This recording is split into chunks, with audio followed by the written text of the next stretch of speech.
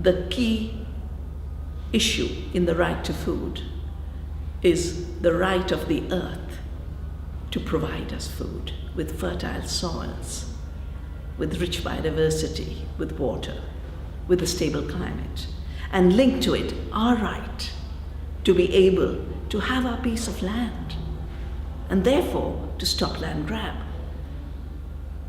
to have water, therefore to stop privatization of water, to have a predictable climate, and therefore climate justice, as the Pope is also now addressing that climate change is an issue of injustice. It's not separate from issues of how we share the gifts of the earth. And this connection between the earth and human rights, at the heart of which lies the contributions of women.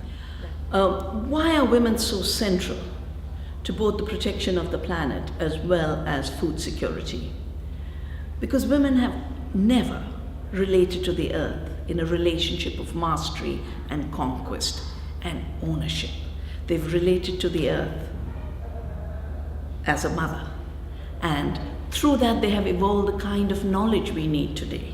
The issues of sustainability of our food systems, the issues of justice in our food systems, and the issues of peace in society. It's part of one whole, and that whole is making peace with the earth so that we can have enough food for all. And for me, these are not just words, because for 30 years, this is what I've done, through biodiversity, through women's knowledge. And I realized one thing. Other species don't take anything away from us. They give to us.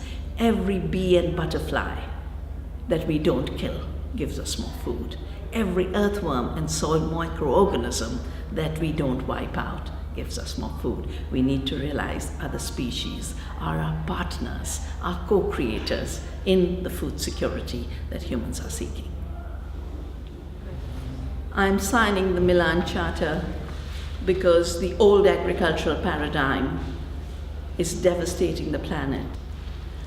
I'm signing the Milan Charter because the new paradigm is taking birth, based on diversity, based on quality, based on the power of people, particularly the power of women.